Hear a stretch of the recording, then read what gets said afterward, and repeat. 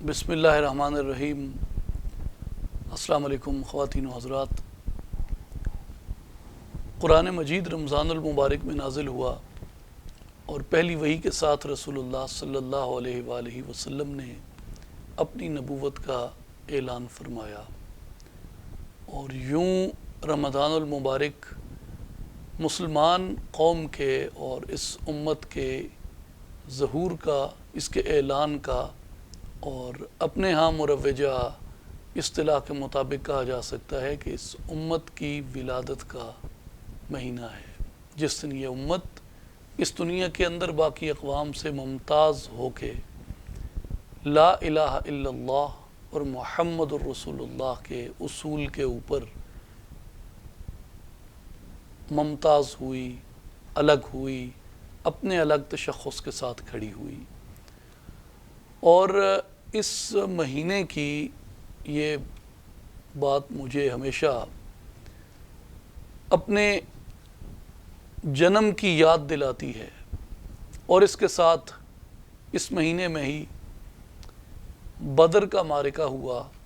جو حق اور باطل کا پہلا معرکہ تھا، جس میں اللہ تبارک و تعالی نے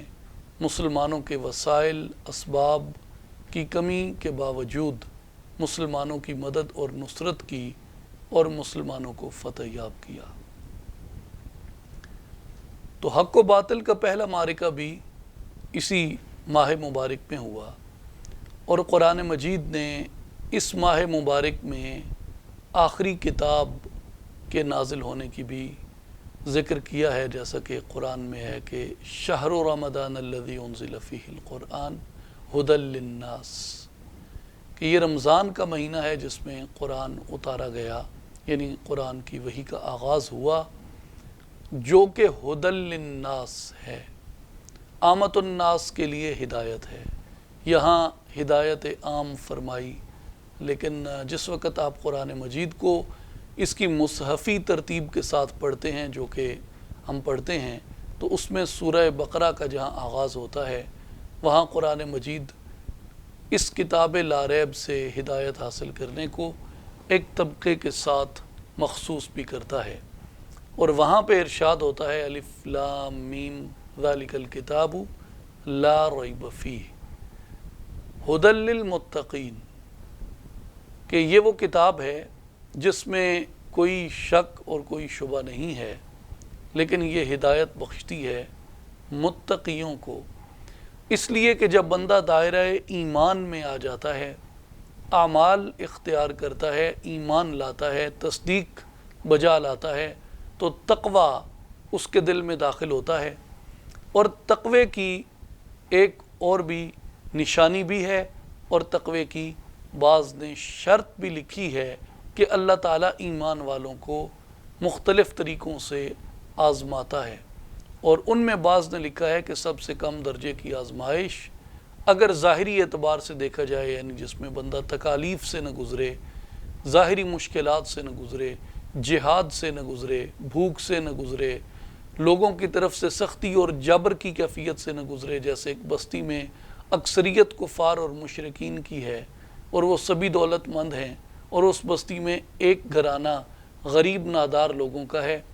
لیکن وہ لا الہ الا اللہ محمد الرسول اللہ کی گواہی پڑھ کے مسلمان ہو جاتے ہیں اور خلوص دل سے اسلام قبول کرتے ہیں، تو وہ جن مشکلات سے گزریں گے، اس معاشرتی عدم توازن کی بدولت وہ مشکلات بھی ایمان والوں کا امتحان ہوتی ہیں، اور جو ان میں استقامت سے کھڑا رہتا ہے وہ اس کے تقوی کی نشانی بھی ہوتی ہے۔ اور بعض نے یہ کہا ہے کہ اگر اس طرح کی کوئی تنگی تکلیف نہ آئے، آپ کسی قحط سے، کسی وبا سے، کسی جنگ سے، کسی مشکل سے، کسی جابر کے تسلط سے، کسی ظالم کے ظلم سے، اور کسی کی مسلط کی گئی جنگ کی ایسی کیفیت سے نہ بھی گزریں، تو آپ کی خواہشات نفس پہ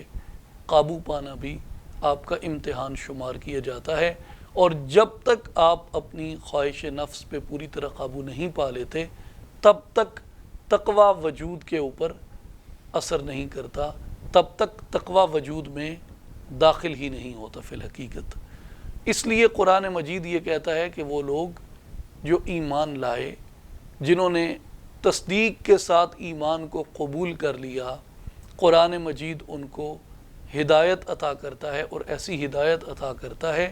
کہ وہ اللہ تبارک و تعالیٰ کی ذات پہ یقین کامل کے ساتھ کھڑے ہو جاتے ہیں۔ اس دنیا میں بھی عزت ان کا مقدر بنتی ہے، برزخ میں بھی کامیابی ان کا مقدر بنتی ہے، اور آخرت میں بھی نجات اور فلاح ان کا مقدر بنتی ہے۔ اس لیے قرآن مجید جو ہے یہ اس سے ہدایت عام بھی لوگ حاصل کرتے ہیں، جیسے آج دنیا کی تمام ترقی یافتہ اقوام قرآن مجید میں ڈوبتی ہیں، اس میں جھانکتی ہیں، اس میں غور و فکر کرتی ہیں، اور نتائج اخذ کر کے اپنے لیے مستقبل کا راستہ تلاش کرتی ہیں۔ اسی طرح جو متقی ہوتے ہیں وہ نہ صرف دنیا کی سرفرازی اور کامیابی ڈھونڈتے ہیں، بلکہ برزخ اور آخرت کی کامیابی بھی اس سے تلاش کر لیتے ہیں۔ اور یاد رکھیں، مسلمان قوم کی جو وحدت ہے، جو ان کی، آپ اس سے بھی اگر زیادہ قابل فہم لفظ ہے، جو زیادہ معنویت رکھتا ہے، وہ یکجہتی ہے، اتحاد ہے امت اسلامی کا، اس کی جو بنیاد ہے وہ بھی قرآن حکیم ہے۔ اس لیے کہ اللہ تعالیٰ نے قرآن مجید میں ارشاد فرمایا ہے وَاعْتَصِمُوا بِحَبْلِ اللَّهِ جَمِيعًا، اللہ کی رسی کو مضبوطی سے پکڑ لو، اور اس سے آگے ارشاد ہوا کہ تفرقے میں نہ پڑو۔ تو اس میں مراد جو اس رسی سے جو چیزیں مراد لی گئی ہیں، ان میں ایک چیز قرآن مجید ہے جو بنیادی ہے۔ اگر یہ امت قرآن پہ جمع ہو جائے تو اس امت کے اندر یکجہتی اور اتفاق ہو سکتا ہے،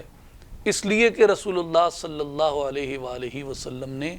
اس قرآن کے اوپر اپنے غلاموں کو، اپنے امتیوں کو، اپنے کلمہ گوؤں کو، اپنے صحابہ اور صحابیات کو جمع کیا۔ یہ قرآن تھا جس کے احکامات ان کے دلوں کو جلا بخشتے تھے۔ امام ابن حبان نے صحیح ابن حبان کتاب العلم میں روایت کیا ہے کہ رسول اللہ صلی اللہ علیہ وآلہ وسلم نے فرمایا کتاب اللہ حبل اللہ من اتبعہ کان علی الہدا ومن ترکہ کان علی الضلالہ۔ رسول اللہ صلی اللہ علیہ وآلہ وسلم نے فرمایا کہ قرآن مجید کتاب اللہ، اللہ کی رسی ہے، جس نے اس کی اتباع کی وہ ہدایت پر رہا، اور جس نے اسے چھوڑ دیا وہ گمراہی پر ہوا۔ اس لیے قرآن مجید ہدایت اور گمراہی کا معیار ہے، قرآن مجید ہدایت اور گمراہی کا منہج ہے۔ تو ہمیں یہ بات ذہن میں رکھنی چاہیے کہ ہم 1000 علوم حاصل کر لیں، 1000 کتب کا مطالعہ کر لیں، لیکن اگر ہمارے پاس کتاب کی تائید نہیں ہے، ہم موافق کتاب نہیں ہیں بلکہ مخالف کتاب ہیں، ہم عقل کی 1000 دلیلیں تراش لیں، ہم نہ تو اہل ہدایت ہو سکتے ہیں نہ اہل نجات ہو سکتے ہیں۔ اہل ہدایت اور اہل نجات وہی ہیں جنہوں نے قرآن کی رسی کو مضبوطی سے تھام رکھا ہے، قرآن کی رسی کو مضبوطی سے پکڑ رکھا ہے۔ یہ ساری گفتگو ایک مقدمہ ہے اس مختصر بات کا جو علامہ محمد اقبال رحمۃ اللہ علیہ نے کہی ہے کہ کسی یکجائی سے اب عہد غلامی کر لو، ملت احمد مرسل کو مقامی کر لو۔ تو وہ جو یکجائی اس امت کے اندر پیدا ہو سکتی ہے اور ملت احمد مرسل صلی اللہ علیہ وآلہ وسلم کی جو صحیح آنرشپ مومن کے وجود میں پیدا ہو سکتی ہے، وہ صرف قرآن کے فیض سے اور رسول اللہ صلی اللہ علیہ وآلہ وسلم کی اطاعت، اتباع اور محبت کے فیض سے وجود میں جاری و ساری ہو سکتی ہے۔ اس کتاب کا ہم سے یہی مطالبہ ہے،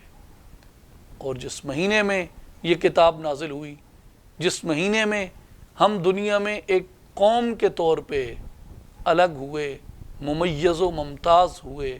ایک منفرد قوم کے طور پہ الگ تشخص، الگ نظریے کے ساتھ کھڑے ہوئے، وہ یہی مہینہ ہے۔ اور اسی مہینے میں حق و باطل کا پہلا معرکہ بپا ہوا، جس میں اللہ نے مسلمانوں کو سرخرو اور کامیاب فرمایا۔ اللہ تعالی ہمیں اس مہینے میں اپنی صحیح بندگی کی توفیق عطا فرمائے، اور جن محاذوں پہ امت اسلامی کے وہ لوگ جو اللہ کے لیے کھڑے ہیں، اللہ ان کے پاؤں کو استقامت عطا کرے اور ان کو فتح و نصرت سے سرفراز فرمائے۔ بہت شکریہ۔